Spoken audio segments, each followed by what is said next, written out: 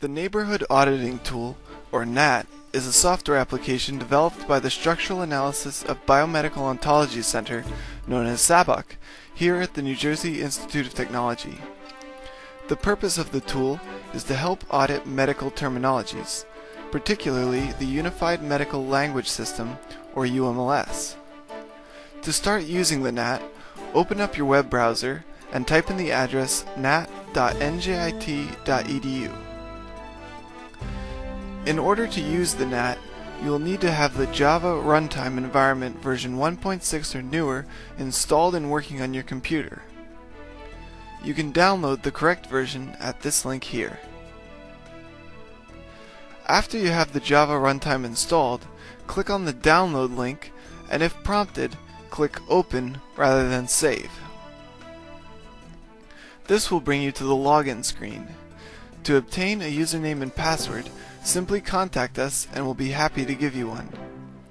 The contact email address will appear at the end of this video. After you log in, you'll come to the main screen of the NAT. In the center is the Focus Concept panel. This panel displays the concept currently being examined. Up here is the Parents panel, which I will now expand by clicking this button here. It lists the parent concepts of the selected focus concept. For example, my focus concept is pneumonia. Here you see infectious disease of lung, which is a parent concept of pneumonia. To close an expanded panel, click this button again. Note that the Parents panel is above the Focus Concept panel. This is done to mimic the layout of a graph diagram where parents are drawn above a concept and children below it. However, there are no connecting lines necessary. You can also check the Show Grandparents box to include the grandparents in the Parent panel. These are concepts which are 2 levels up in the hierarchy. The grandparents are aligned to the left side, and parents are indented to the right. When you have a list of grandparents, followed by a parent, the concepts in that list are the parents of the following parent of the focus concept. So for example, respiration disorders is the parent of infectious disease of lung, which in turn is the parent of our focus concept pneumonia. You can filter the results by clicking on this button and typing any substring. All concepts that do not contain the substring will temporarily disappear from the panel. Click the X here to remove the filter. Down here is the Children panel. In this case, one of the children of the focus concept pneumonia is the concept bilateral pneumonia. Similar to the Parents panel, you can add grandchildren and filter it. To the left of the focus concept is the Synonyms panel. It contains all source terms that are associated with the focus concept. For example, lung inflammation is one of the terms associated with pneumonia, which means it is considered a synonym of pneumonia. Again, this panel is both filterable and expandable. To the right of the focus concept is a panel with 3 tabs. The first tab shows lateral relationships, not parent-child relationships.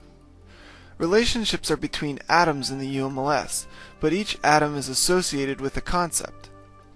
What is shown here is the relationship attribute if there is one, and then, inside of this arrow, the UMLS relationship type. To the right of the arrow is the preferred term of the concept that lies on the other side of the relationship from the focus concept. Another tab is the Siblings tab. It displays the siblings of the focus concept. These are the siblings asserted explicitly by the UMLS. Another definition of sibling that is often useful in auditing is the child of my parent relationship. The Display Computed Siblings checkbox allows the user to show the siblings found using this more general definition.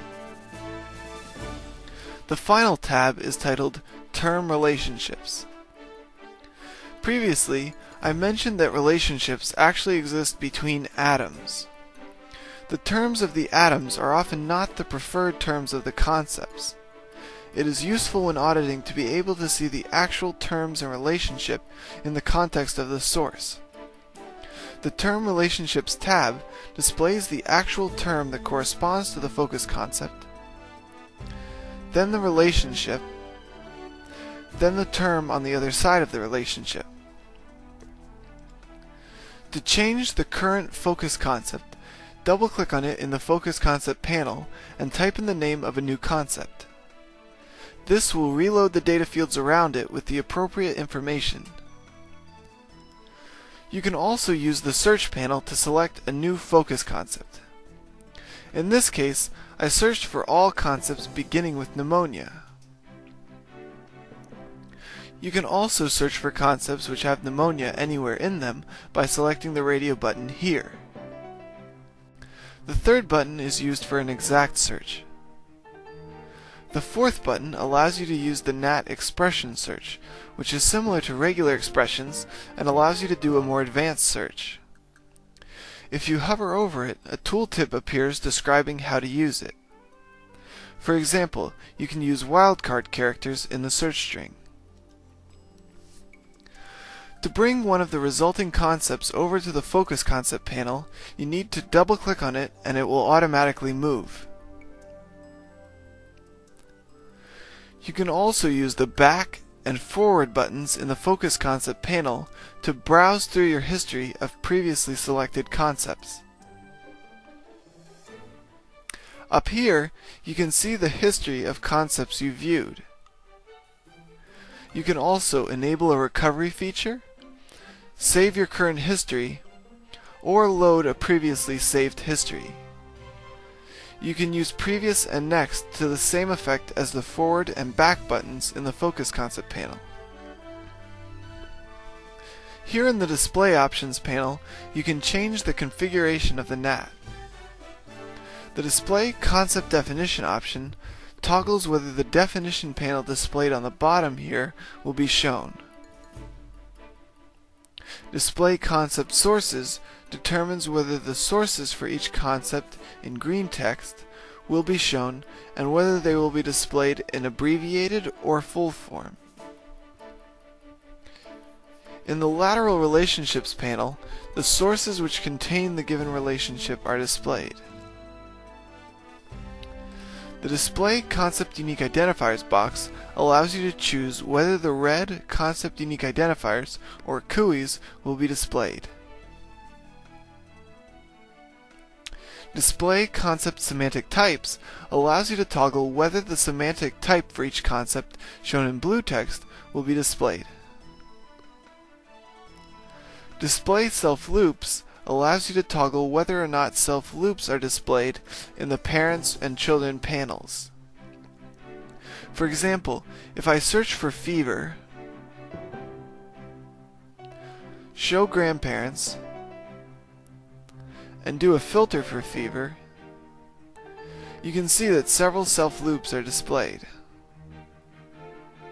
Here, fever is listed as both a grandparent and a parent of itself.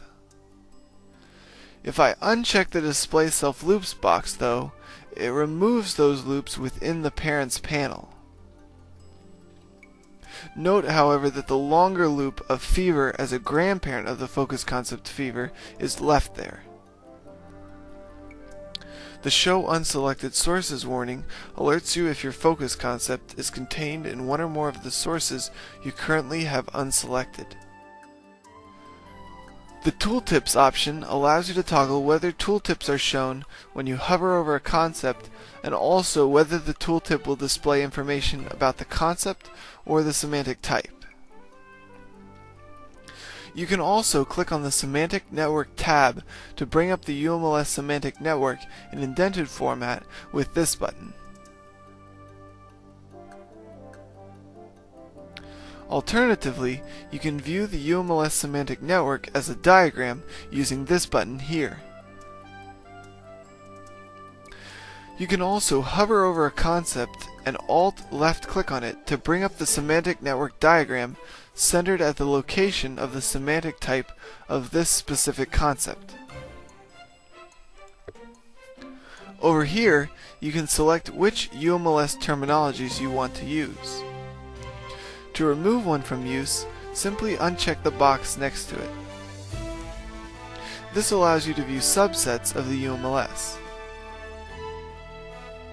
Over here, you can select the version of the UMLS to use, or a SNOMED version.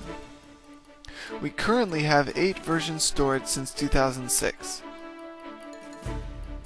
You can print a screen dump from this button in one of 3 formats. Over here, you can view a list of contributors, and finally, you can get to more help documentation here.